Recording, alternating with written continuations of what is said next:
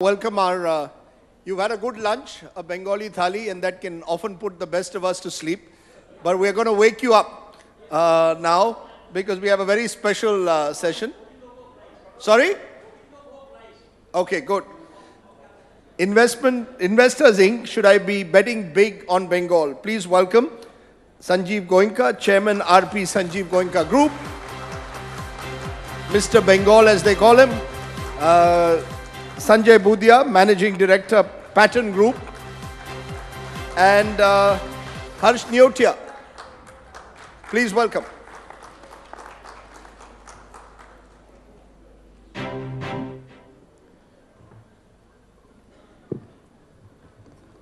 Thank you very much. Should we be betting big on Bengal? Should investors be betting big on Bengal? That's our session. Joining us now are Sanjeev Goenka, Chairman RP-Sanjiv Goenka Group, and I should now call him Dr. Sanjeev Goenka because he's just got a deal it yesterday. So give him a big hand. Thank you. Also Sanjay Budhia, Managing Director, Patton Group, and Neotia is also with us, one of Kolkata and Bengal's leading industrialists. Give them all a very big hand. You've got to get up from lunch. Good. Great. I'm going to start with all three of you with a very simple question. Mukesh Ambani at the Investors Summit in Kolkata earlier this year said, rename West Bengal as Best Bengal. I want you to be honest, Didi is not watching. Is it really Best Bengal or is that an exaggeration? You start, Mr. Goenka, first. Quite honestly, Bengal is outstanding for an investor. And I personally have put 21,000 crores of investments in the last 5 years in the state. There's not been a single day's delay. There has been complete support from the West Bengal government and administration at every level. So the experience has been absolutely outstanding. And I can't say this for any other state that I operate in. That's high praise. So you're going along with what Mukesh Ambani is saying. Mr. Budhia, do you share that optimism being struck by Sanjeev Goenka? Proof of pudding is in eating. And I can say from my experience, we run 5 plants here. We have about 2,500 people. And we have never lost 1 hour in strike or lockout. And very recently, we put up another plant just in West Bengal in Ulu area. And I must admit that we never had to go to any department for any license, whether it's for fire license, factory license, environment clearance, or pollution control board. Everything is online and in line with the charge change environment. And they're just saying that Bengal mein band ho gaya hai. That is a Bengal mein band ho gaya, lekin chuttiyan बढ़ गई हैं. I'm now told you're having a full week for Durga Puja. Right. Like other places, they also have a full week for Christmas. So here, Puja is the biggest festival. So instead of keeping a Saturday open, it's better that we have a complete week. Okay. Neotia, do you also share this optimism or is it the specter of Didi out there that if any of you were to say Bengal is not a great place to invest, next day you're in trouble? Is there a fear factor for industry? No, there is no fear factor. But after Mr. Mukesh Ambani having already said that this is Best Bengal, when he has got interest in almost every state of the country, I have limited interest in a few states. So there is no further endorsement that I think I can give to this topic. All I want to say is that, for us, I think for all three of us, we are absolutely a product of this place. We have lived all our life here. Our families have been here for several generations. And I think, therefore, in a sense, there is a mix of both opportunity, business opportunity, and emotional investment. And I think when we look at Bengal, it cannot be isolated from that very strong emotional bond that we share with the state. That's an interesting way you're putting it, because if I look at the figures, Sanjeev Goenka, there is the positive side. There is little doubt that Bengal has risen in ease of doing business. The index shows Bengal on the rise. On the other hand, is there enough investment coming in from outside in core sectors, especially manufacturing and also in services? So three of you are sort of Bengalis, local boys in a way, so you have an emotional connect. What about getting outside investment when compared to a Maharashtra or a Tamil Nadu which are striding ahead with outside investment? Is that a problem that Bengal is still caught in an image trap? Ease of doing business has improved, but to the outsider, it's still seen, is it familiar territory for me to invest in? Well, not too many large investments have actually happened here from investors outside the state. But quite honestly, if you see, not many Indian companies are investing across the country at this point in time.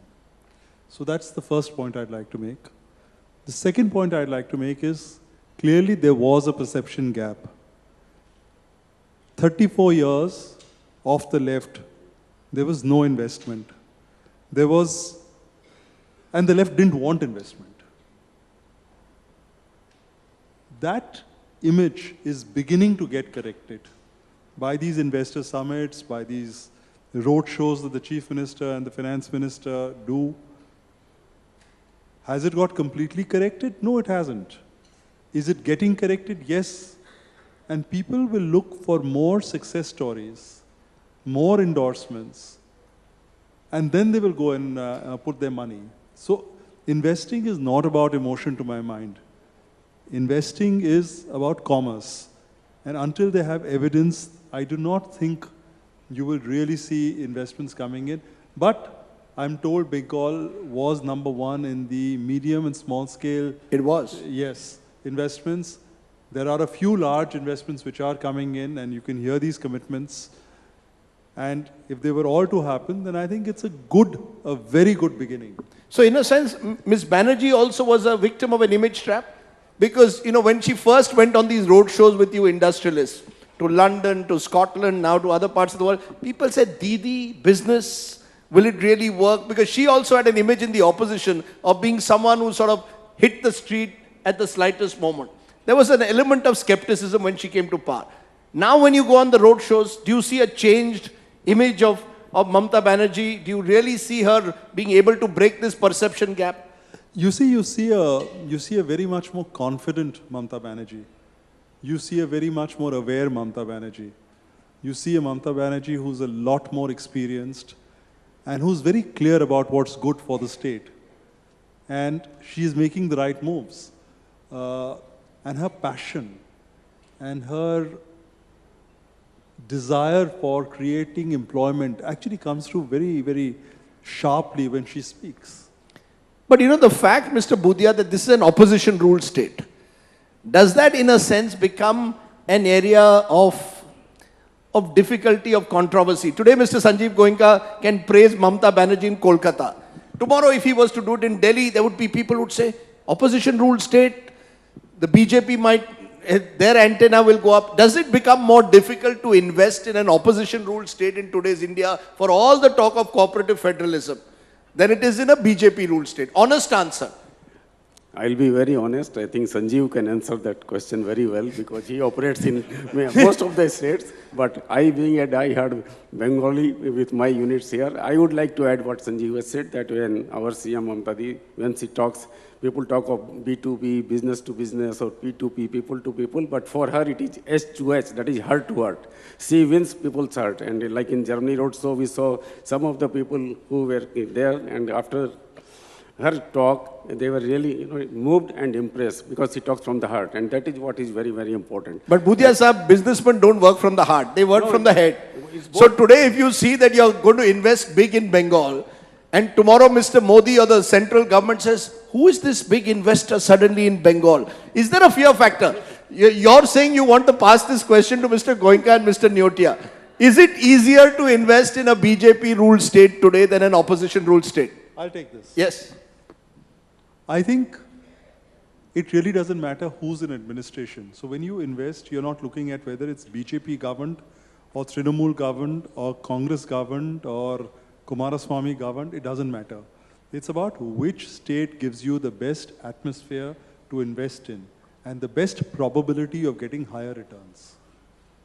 So it can change from year to year.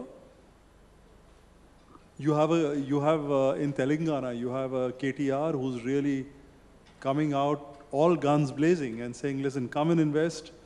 So we were putting up a small, or proposing to put up a small FMCG plant for just 200 crores. I'd never met KTR, and he came with a battery of bureaucrats, called me up, called my son up and said, I'm coming, spent the whole day with us. So we put a list of conditions that we thought were impossible for him to fulfill. At the end of the day, he had accepted all of them. And so he went back with that commitment. So it's not about who rules the state or which party rules the state. It is about how good or bad the administration is. Okay, Harsh, he's got, Mr. Goenka has thrown me a bouncer to a googly that I put at him. Now you try. If you had a choice between Gujarat, where your family had a lot of investments, and Bengal, if the next big investment you had to make, would you make it in Bengal or would you make it in a Gujarat? Would you like to be on the right side of Mr. Modi or the right side of Mamata Banerjee? No. I don't think, and I think Sanjeev is absolutely bang on. I don't think we can look at it because politics will change, people will change. In a democracy, nothing is permanent, and you don't make investments for 5 years or 10 years. You make investments for a very, very long time. And you know for certain that in that very long time, there are going to be multiple different combinations of political parties that will be there. So I think you have to go with the fundamentals of your business. And I don't think today, personally, if you ask me, unless you're doing something in a very, very controversial or in a space that tends to have a lot of state involvement, that it really would matter. I think the politics, in a sense, is getting a little more isolated from the investment decision. Well, yes, please go ahead. I would like to say that in business, you do business by choice. It's not by compulsion that you have to be in Bengal to do business. Nobody is forcing you. It's by choice because you get what you need as an enabling environment and where things don't get stuck and the people are friendly in terms of quality of life, in terms of the warmth of people, because it's beyond business too. It's not only business. It's all very important that where you stay, what you do. Ultimately, when you talk about business, what you need, the raw materials, the market, Bengal, because of its locational advantage, because of so many things. Ultimately, why should you think of going out when you make a comparison? Sure, but as I said, Mr. Budhia, one state today is competing against the other. Absolutely. And you mentioned Hyderabad and how KTR is welcoming. Now, many would say and this could be perception again, because Mamata and the opposition, because of Shingur, because of Nandigram was seen, land acquisition for a major plant in Bengal will be difficult. Tata's left, Shingur went to Gujarat. And that seemed to haunt her for a while, particularly in her first term. Has that changed? Is land acquisition, for example, much easier today? Because that is the critical factor. I mean, the states which seem to be moving further ahead in investment are the states which have speeded up land acquisition, because that's an important element that all business houses need, investors need. Well, when we were setting up our power plant in Haldia, land acquisition was not an issue at all. That's because it was Sanjeev Goenka. I wish. Doesn't always work like that. When Sergeant Jindal was planning to set up his plant in Salboni, he got some 4,000 odd acres very easily. And so there are many such instances of land being allocated, given, facilitated easily. So Singur is a past, yes. But that's the past. We live in the present and we work for the future. And the present is that there is no issue, and the hope for the future is that it will become even easier than it is today. You share that?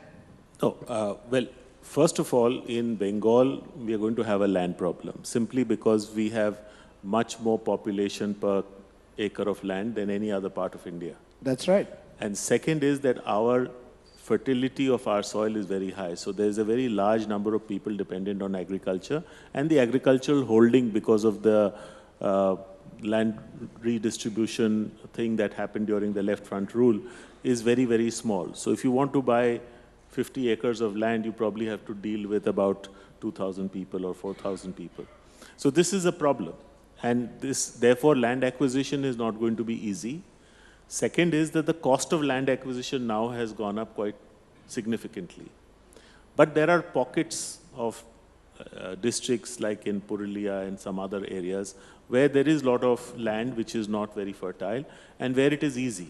Now only those industries can go there where it is logistically possible to take those industries. So those pockets, yes, you can find the land and relatively easier. In the center of the city, I would just like to add that, there was this concept from farm to factory. I think we have to leapfrog as far as Bengal is concerned, and I think for India, instead of from farm to factory to farm to frontier, where we are really going to jump the manufacturing space and go straight to the services. Well, where is that happening in Bengal? Because that brings me to my next question.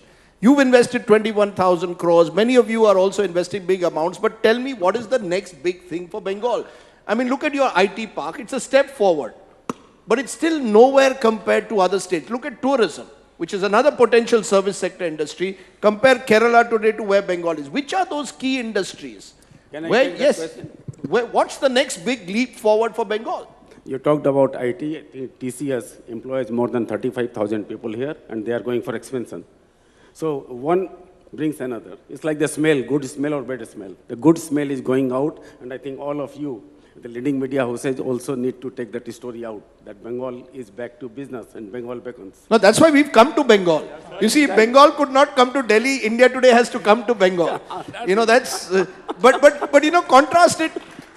The reason I'm saying it, at the turn of the 20th century, Gokhale would say, what Bengal thinks today, India thinks tomorrow. IT, the fact is, even with the numbers you put in, it's nowhere close to what a Bengaluru would be, what a Pune would be, what the so-called golden triangle with Hyderabad is. So you're still behind in a sense. I'm asking you, what's the next big leap? If you say farm to frontier, what's that frontier land of Bengal? No, so if we are going to debate that, are we there today, then there is nothing to debate because we are not there today. But if we look at the progress made over the last 4 or 5 years, be it just the city of Kolkata, the infrastructure, the huge metro connectivity that is happening, 176 kilometers of metro under construction. Mr. Neotia, you're saying that when the images nationally are of bridges collapsing. Well, which is not great news for Kolkata. That certainly is an unfortunate... And it's a legacy of the last 70 years. I'm not saying Mamata Banerjee has to be blamed for it, but that becomes an image. No, be whatever it is, that's an unfortunate tragedy, and one has to accept that something must have not been right in its maintenance or whatever. But the question is that there is a lot good that is happening. We should not obscure the entire image with one bridge collapsing, but certainly we should take note and make corrective action on that. But if you look at the metro connectivity, you look at the Rajarhat new town, you look at the flyovers all across the city, you look at so many other developments that have happened. In fact, if you go and visit our parks and gardens, I can say that they are one of the most beautifully maintained from any standard, at least I can say it for certain. Delhi, of course, is an exception because they've always had very beautiful parks and gardens. But I think most of the cities would not have it. And the emotional Bengali is slowly coming out. That there is no place like Kolkata. Travel the world, but I concede that. Look, but the challenge is diversity. You're married to one Bengali, so you That's must... right. I have no choice. I have no choice but to praise Bengal at every opportunity. But look, diversification is an important challenge. You've been very good at that. So I'm asking you, which particular service sector industries do you see flourishing in Bengal in the future? Because as Harsh Neotia is pointing out, you'll have to move from farm to frontier. I look at tourism, and you look at what's happening in Darjeeling and the hills. Where is the new, where are the large investments in tourism? This is a beautiful land, largely undiscovered, unexplored. Mamata Banerjee told me at the start of her first term, I'm going to make tourism the hub. It's not become so. Where is the problem? Is it again back to image perception, or does there need to be more investment in infrastructure to build a tourism infrastructure, for example, for Bengal? I think it's a combination. You begin with a poor perception, and it takes you a very long time to rid yourself of that perception. When you are living here, you are seeing the change. You're witnessing the improvements. When you don't live here, you don't witness those improvements. And it takes a little longer for you to actually understand that the city or the state has changed. It has happened. And it's happening on a regular basis. What's the biggest change you've seen, Sanjiv Goenka, in the last 5-7 years? The attitude to make it happen. And I see a fierce determination in Bengal to get back to the top, which I hadn't seen, say, like even 5 years ago. I wouldn't have seen that. It was a cholche cholbe kind of an attitude. Hobena.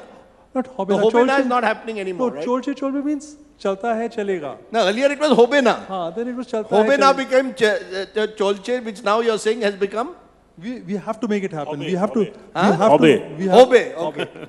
we have to take it to the. We have to take Bengal to the top. And when you're seeing youngsters, you're seeing in them this desire for a better quality of life, for a better position in the country. And I think that change, to my mind, is very significant. And that is something that, if well harnessed, could make a very dramatic impact on the future of economic investment in Bengal. The other part is agriculture growth rates, much higher than the rest of the country, very fertile soil, and yet somehow you haven't been able to exploit the full potential of agro-based industries possibly to take growth beyond Kolkata to the, to what is at one level the fourth largest potential economy of this country. I'm just wondering whether that's possibly another big leap. It absolutely could well be, because I think maybe Bengal should, and this is for the Bengal government to answer, not for me to answer, but maybe agro-based industries for the country and the rest of the different parts of the world could be domiciled here. And that kind of a thinking or a policy needs to be sort of created and evaluated. And I think that's a great thought you've given, and I think this is something that I will certainly carry back to the government. No, Well, I'm told that you have more influence with Mamta Banerjee than most. So if you carry the thought, there's a good chance of it happening. I'll certainly carry the thought. If I had more influence with her than most, my tariffs would not have not increased for 4 years. Okay. Okay. Well, Yes.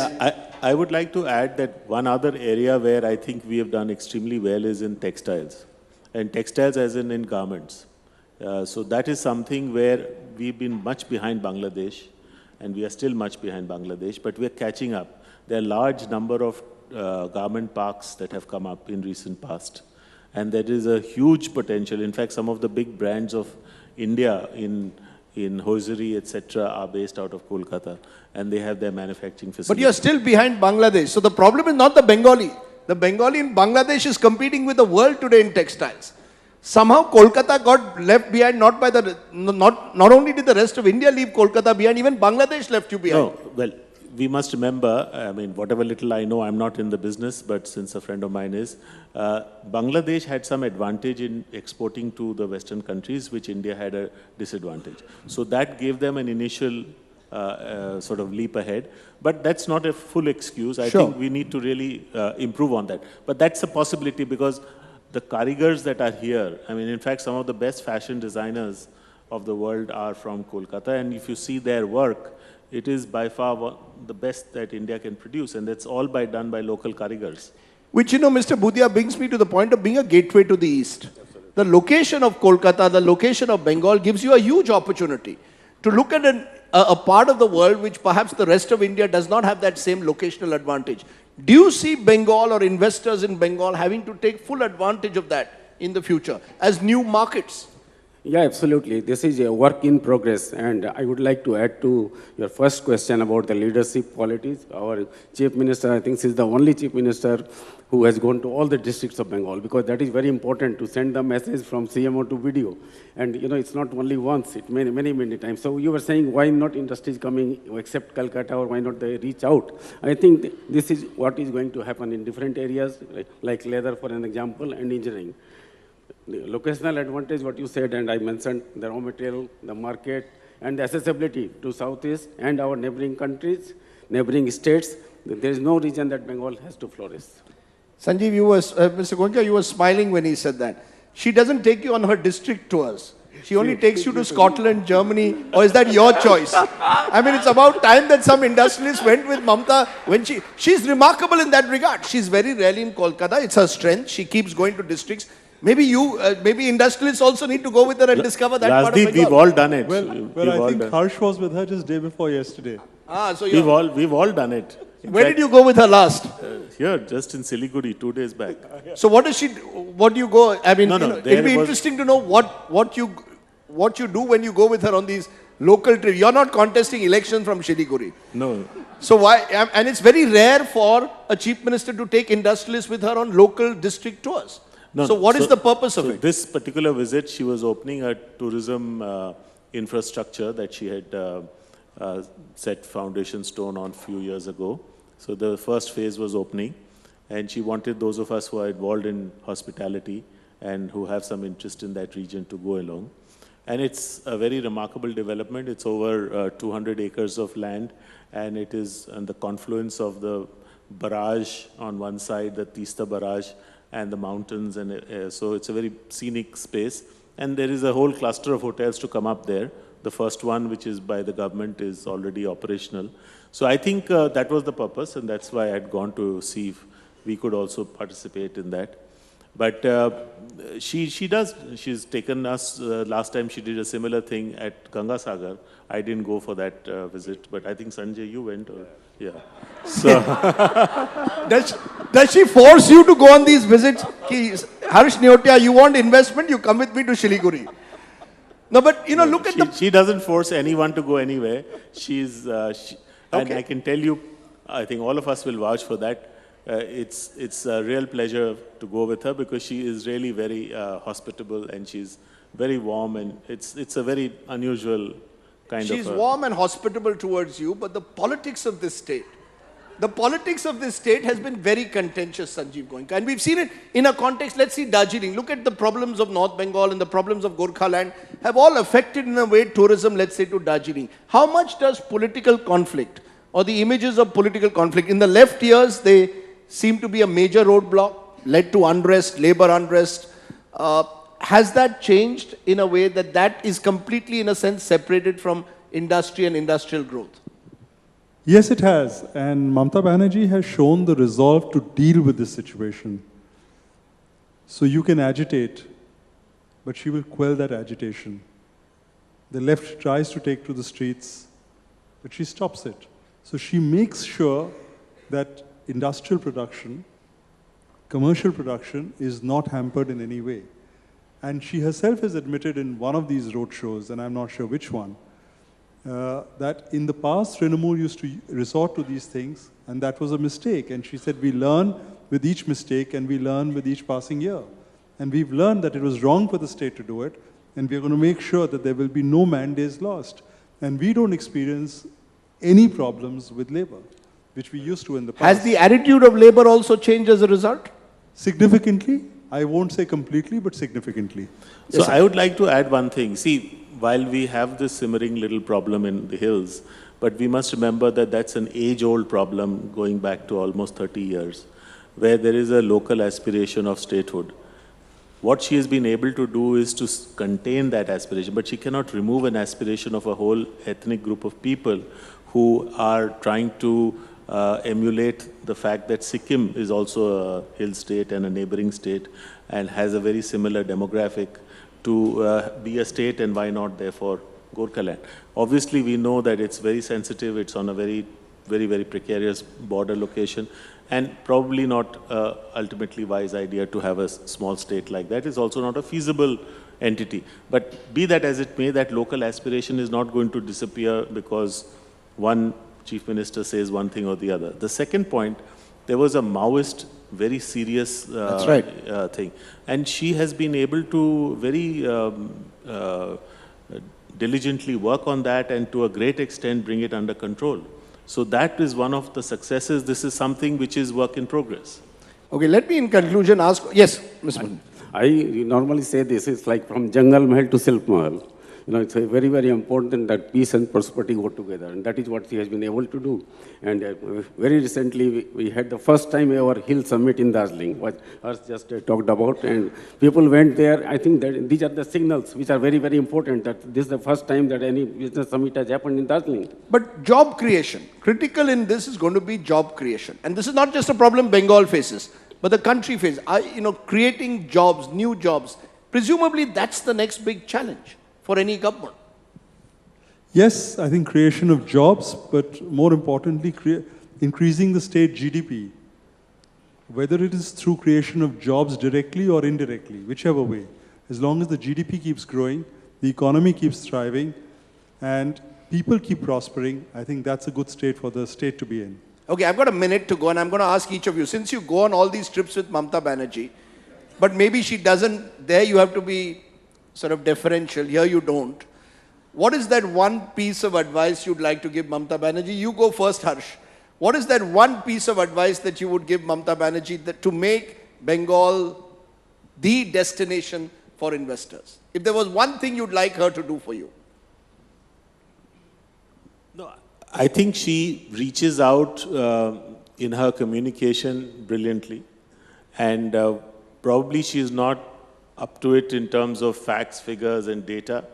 But I think what she leaves an impression is that she's going to be helpful, she'll be welcoming, she'll be flexible, and I think those are the nice things. Yeah. What are the things that you want her to do? That you'd still like her? She's communicative, she's warm, she's flexible. What is that one thing that you want her to do that will take Bengal to the next level? You can even say become Prime Minister. No, I think she should just keep building on that strength. That's what I would tell her to do. Build More on of us. it. Yeah. Mr. Budhia, the one thing you'd like Ms. Banerjee to do that she hasn't yet done for industry? To continue what she's doing, basically that is what is important. It's not, there is no magic wand that you can change overnight everything. So continuity, ensure that there's continuity in policy in particular. Absolutely. Okay. Sanjeev Goenka, you've had the most time to think about this question. I've actually been listening to what they've been saying.